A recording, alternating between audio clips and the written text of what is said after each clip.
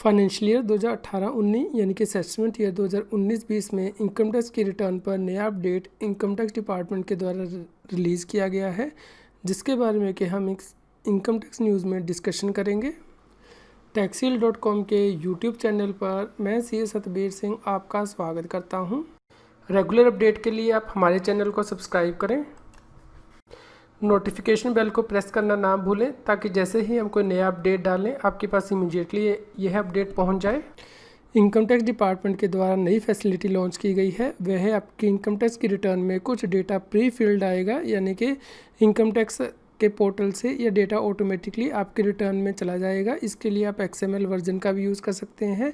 इसके लिए आप इनकम टैक्स पोर्टल पर लॉगिन करेंगे, इनकम टैक्स इंडिया e-filing.gov.in, उसके बाद माई अकाउंट में जाएंगे और वहाँ पे डाउनलोड प्री फिल्ड XML को डाउनलोड करेंगे। उसके बाद आपके सामने विंडो आ जाएगी डाउनलोड प्री फिल्ड XML। यहाँ पे आपको असेसमेंट ईयर सेलेक्ट करना है और उसके बाद अपना ITR फॉर्म जो रेलेवेंट है वो सिलेक्ट करना है।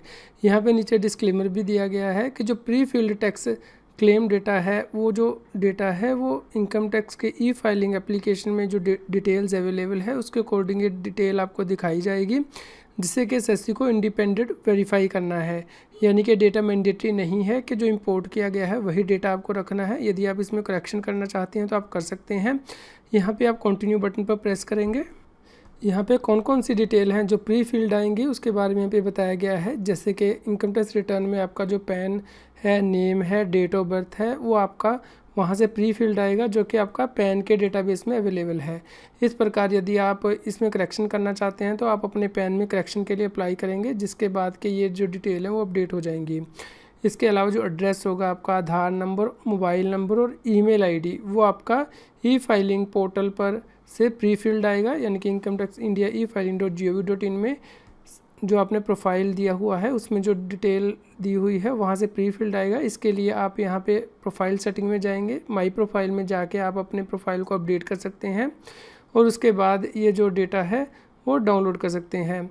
इसके अलावा जो टैक्स पेमेंट, TDS और TCS का डिटेल है वो 26 AS से प्री फिल्ड आएगा।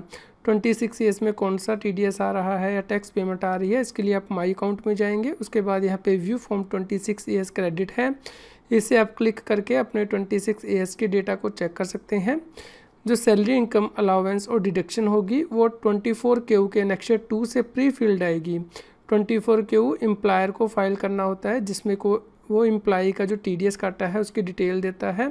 इसमें नेक्स्ट 2 में वो पूरी सैलरी की डिटेल देता है, फाइनेंशियल ईयर के ख़त्म होने के बाद कि कितनी सैलरी इनकम दी गई है, अलाउंसेस दिए गए हैं और डिडक्शन दी गई है। इस फॉर्मेट से ये जो डिटेल है वो प्री फिल्ड आएगी।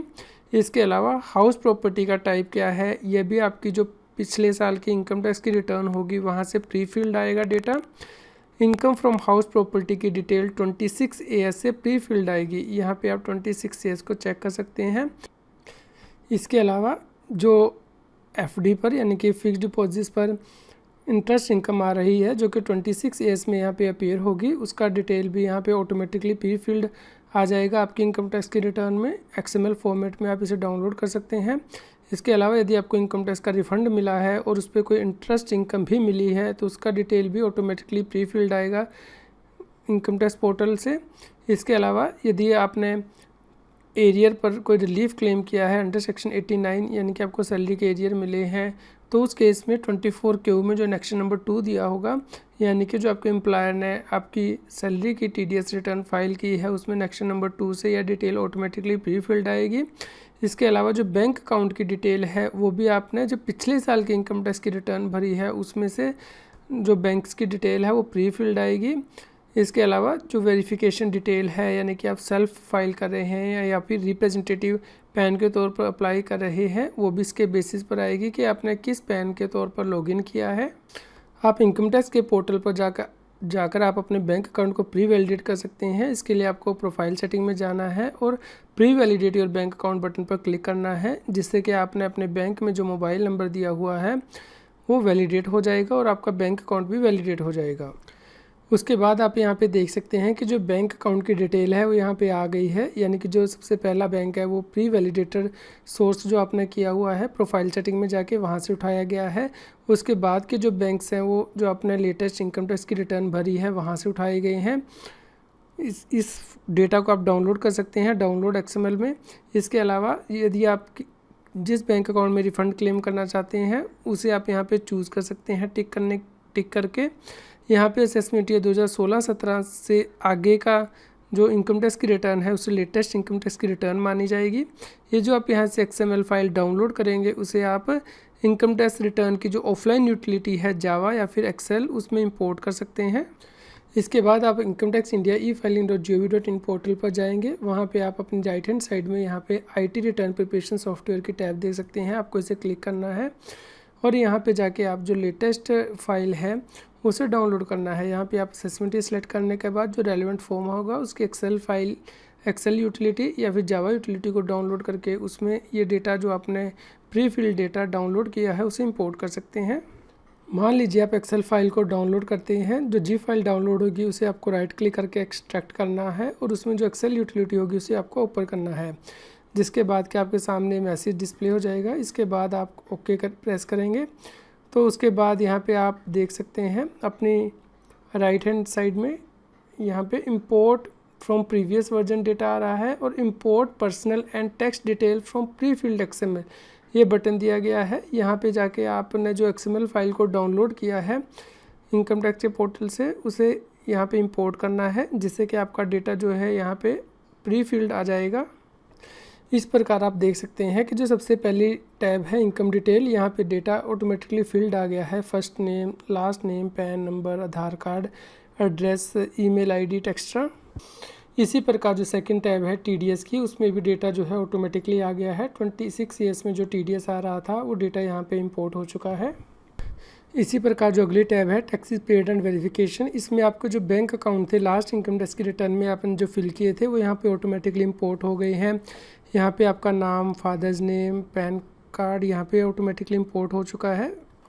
इनकम टैक्स डिपार्टमेंट के द्वारा प्री फिल्ड ITR पर एडवाइजरी इशू की गई है, यानी कि जो इनकम टैक्स डिपार्टमेंट के द्वारा प्री फिलिंग ITR की फैसिलिटी प्रोवाइड की गई है वो सिर्फ टैक्स पेयर की सुविधा के लिए प्रोवाइड की गई है।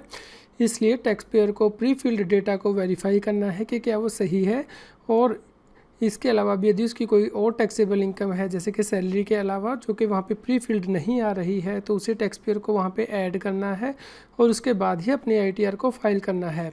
इसके अलावा इनकम टैक्स डिपार्टमेंट ने ये रिमाइंड करवाया है कि फाइनेंशियल ईयर 2018-19 के लिए TDS स्टेटमेंट डिडक्टर को फाइल करनी है 30 जून 2019 तक और उसके बाद TDS सर्टिफिकेट इशू करना है 10 जुलाई 2019 तक। यानी कि जिन व्यक्तियों का सैलरी के अंतर्गत TDS कटा है उन्हें 10 जुलाई 2019 तक TDS सर्टिफिकेट मिलेगा अपने डिडक्टर का। इसलिए हो सकता है कि TDS का डेटा अभी प्री फिल्ड ना आ रहा हो 26 AS से, इसलिए टैक्स पेयर से ये उम्मीद की जाती है कि वो ये डिटेल अपने आप फिल करेगा। इसके अलावा इनकम टैक्स डिपार्टमेंट के द्वारा ये एडवाइजरी भी इशू की गई है कि income tax return preparation software और स्कीमा असेसमेंट ईयर 2019-20 में कुछ बदलाव किए गए हैं। इसलिए यदि आप ऑनलाइन इनकम टैक्स की रिटर्न 1 एंड ITR 4 को फाइल कर रहे हैं और आपने कोई डेटा वहाँ पे सेव करके रखा हुआ है, सेव ड्राफ्ट, तो उस केस में वो आपको दोबारा अवेलेबल नहीं होगा। आपको दोबारा से ऑनलाइन ITR 1 एंड 4 बनानी होगी। इसके अलावा यदि आप ऑफलाइन यूटिलिटी से इनकम टैक्स की रिटर्न को भर रहे हैं तो उस केस में यदि आपने ऑलरेडी XML को जनरेट कर रखा है तो आपको दोबारा से latest income tax return preparation software से XML फाइल को रीजनरेट करना होगा और उसके बाद ही आप उसे इनकम टैक्स के पोर्टल पर फाइल कर पाएंगे।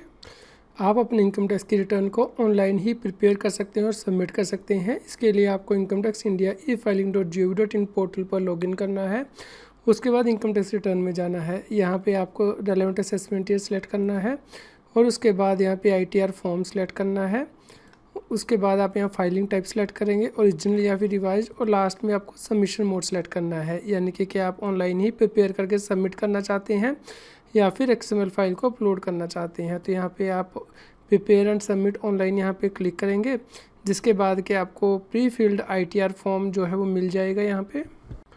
उसके बाद जैसे ही आप कंटिन्यू बटन पर प्रेस करेंगे तो विंडो आपके सामने ओपन हो जाएगी। यहाँ पे ऊपर टैब दी गई हैं, instruction tab, part A, general information, computation of income tax detail, tax paid and verification, donation under section 80 GGA। ये जो फॉर्मेट है वो ITR 1 यानी कि सहज का है। आप यहाँ पे जो रेलेवेंट डिटेल एंड टाइम है वो भर देंगे। जो डेटा ऑटोमेटिकली इंपोर्ट होके आया होगा आप उसे चेक कर सकते हैं और यदि ज़रूरत है तो उसमें चेंजेस भी कर सकते हैं।